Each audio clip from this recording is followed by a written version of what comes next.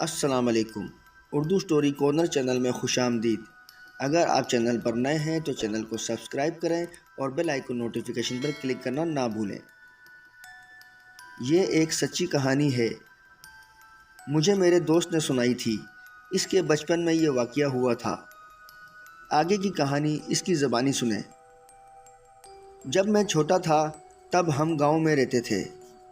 وہ ایک چھوٹا سا گاؤں تھا۔ سب کو پتہ ہے گاؤں کا ماحول کیسا ہوتا ہے۔ وہاں سب خوشی غم میں ساتھ ساتھ ہوتے ہیں۔ ہم جس محلے میں رہتے تھے وہاں ایک 26-27 سال کا لڑکا رہتا تھا۔ اس کا نام عظیم تھا۔ ہم بچے تو عظیم بھائی کہتے تھے۔ اس کے والدین کا انتقال ہو چکا تھا۔ وہ ایک لوتے تھے۔ سب خواتین نے سوچا عظیم بھائی کی شادی کروا دیتے ہیں، ایسے ان کا اکیلا پن دور ہو جائے گا۔ جب خواتین نے عظیم بھائی سے رائے پوچھی تو عظیم بھائی نے رضامندی ظاہر کر دی، اور پھر تو سب لڑکیوں کی تلاش میں لگ گئے۔ ہمارے پڑوس والی انٹی نے دوسرے گاؤں کی ایک لڑکی کا بتایا۔ وہ بس ماں بیٹی تھی اور غریب تھے۔ ہم سب لڑکی دیکھنے دوسرے گاؤں گئے۔ میں چھوٹا تھا۔ عظیم بھائی کی شادی کی خوشی میں سب جگہ جاتا۔ لڑکی کا نام مدیہ تھا۔ مدیہ بھابھی بہت پیاری تھی، دبلی پتلی، گوری موم کی گڑیا جیسی۔ مجھے تو بہت پسند آئی تھی۔ اور یوں مدیہ بھابھی شادی ہو کے ہمارے گاؤں ہمارے محلے میں آ گئی۔ مدیہ بھابھی دیکھنے میں جتنی پیاری تھی، ان کا اخلاق اس سے بھی اچھا تھا۔ ایک ہفتے میں سب گاؤں والے بھابھی کی تعریف کرنے لگے تھے۔ بھابھی کی شادی کو 1 سال سے اوپر ہو گیا تھا۔ بھابھی کو بیٹا ہوا تھا۔ سب گاؤں والے خوش تھے۔ سب نے بھابھی کا بہت خیال رکھا۔ عظیم بھائی اور بھابھی تو بہت ہی خوش تھے۔ کچھ دنوں سے بھابھی اداس تھی۔ عظیم بھائی نے وجہ پوچھی تو بھابھی نے کہا، مجھے اپنی ماں کی یاد آ رہی ہے، میں کچھ مہینے اپنی ماں کے چلی جاؤں۔ بھابھی نے عظیم بھائی سے کہا، اور عظیم بھائی دوسرے دن بھابھی کو ان کے گاؤں چھوڑنے چلے گئے۔ بھابھی کا گاؤں بہت دور تھا۔ 1 دن لگ جاتا تھا جانے میں۔ بھائی بھابھی کو چھوڑ کے 1-2 دن رک گئے اور واپس آ گئے۔ بھابھی کی امی بہت خوش ہوئی بیٹی اور نواسے سے مل کر۔ جون کا مہینہ تھا۔ بھابھی کی امی کھیتوں میں کام کرتی تھی۔ بھابھی کے گھر میں صحن میں نیم کا بہت بڑا درخت تھا۔ بھابھی کی امی نے بھابھی سے کہا، میں کھیت میں کام کرنے جا رہی ہوں، تم درخت کے نیچے نہیں جانا، اور بھوک لگے تو کھانا کھا لینا۔ بھابھی کی امی بچپن سے ہی بھابھی کو پیڑ کے نیچے جانے نہیں دیتی تھی۔ وجہ پوچھو تو کہتی تھی اثرات ہیں۔ جون کا مہینہ تھا، بہت گرمی تھی۔ بچہ گرمی سے رونے لگا۔ لائٹ بھی چلی گئی تھی۔ بچے کو دودھ پلایا، بچہ پھر بھی چپ نہ ہوا۔ بھابھی چپ کروا کر تھک گئی تھی۔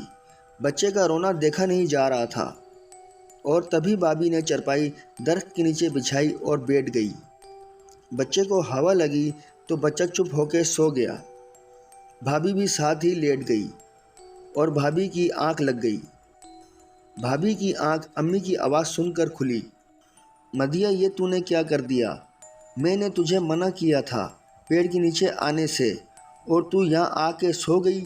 امی نے پریشان ہو کے کہا، ارے امی دیکھو کچھ نہیں ہوا، تم ایسے ہی وہم کرتی تھی، اتنی ہوا تھی، بہت اچھی نیند آئی۔ بھابھی نے اٹھتے ہوئے کہا، اللہ کرے سب ٹھیک ہی ہو۔ بھابھی کی امی نے کہا اور بچے کو لے کر اندر آ گئی۔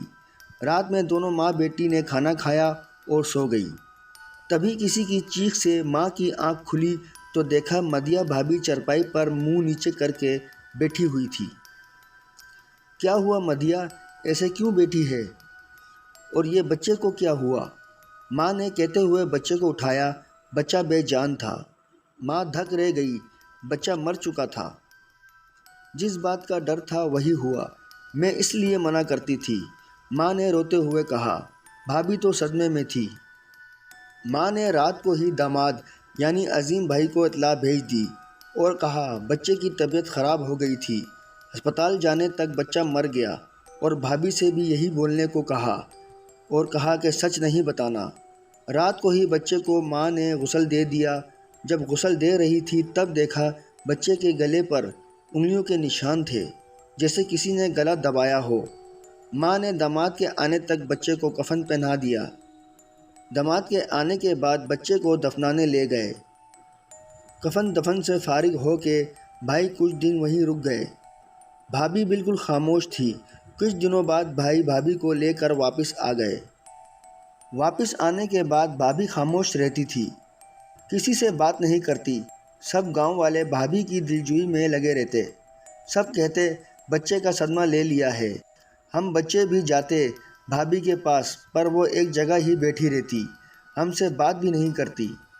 دن ایسے ہی بیت رہے تھے۔ 1 سال ہو گیا تھا۔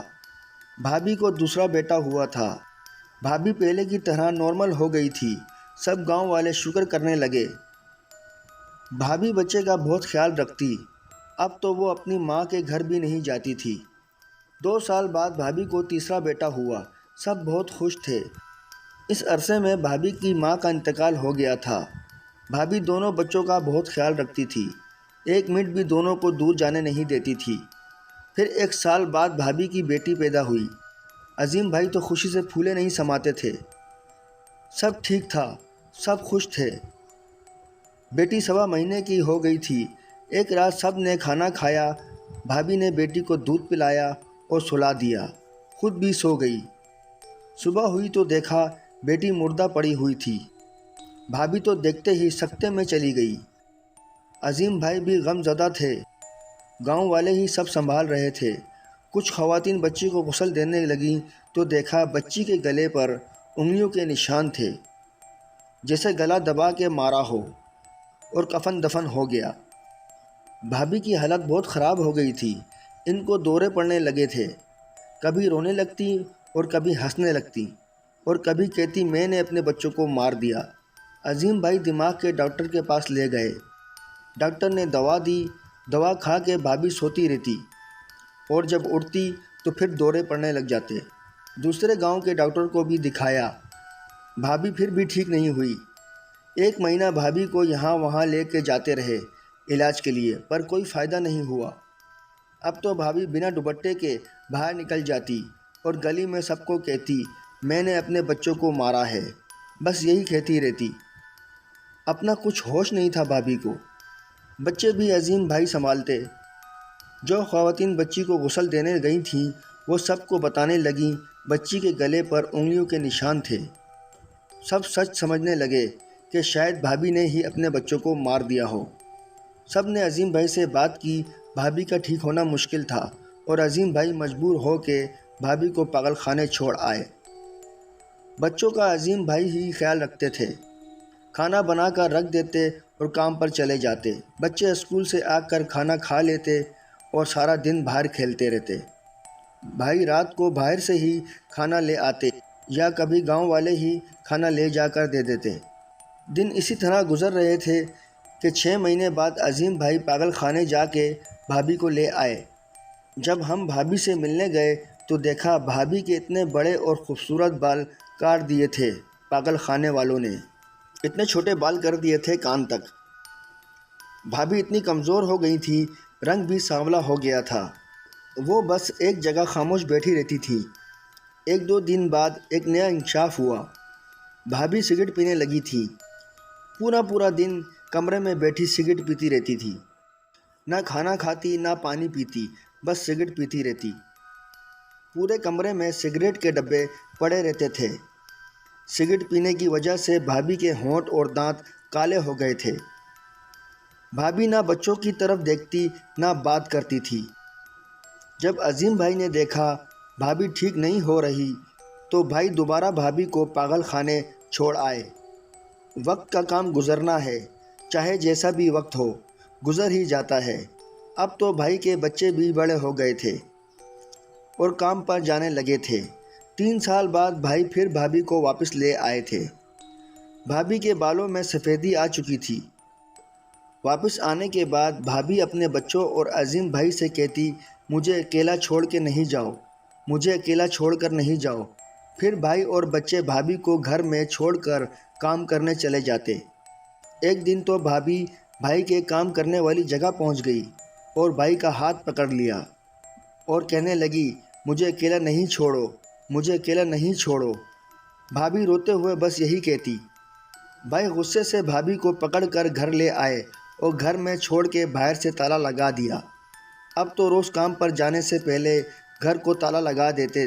بھابھی پورا دن دروازہ بجاتی رہتی پر کوئی دروازہ نہیں کھولتا۔ بھابھی کھڑکی میں کھڑی ہو کے چیختی مجھے اکیلا نہیں چھوڑو۔ بچے تو بھابھی کو دیکھتے ہی بھاگ جاتے اور بڑے خاموشی سے گزر جاتے۔ بھابھی کھڑکی میں کھڑی ہو کے جو بھی جاتا ان کو چیزیں مارتی اور کہتی مجھے باہر نکالو، مجھے اکیلا نہیں چھوڑو۔ کبھی کنگا مارتی، کبھی چپل مارتی۔ ایک دن کوئی بھاری چیز ایک آدمی کو مار دی، اس کے سر سے خون بہنے لگا۔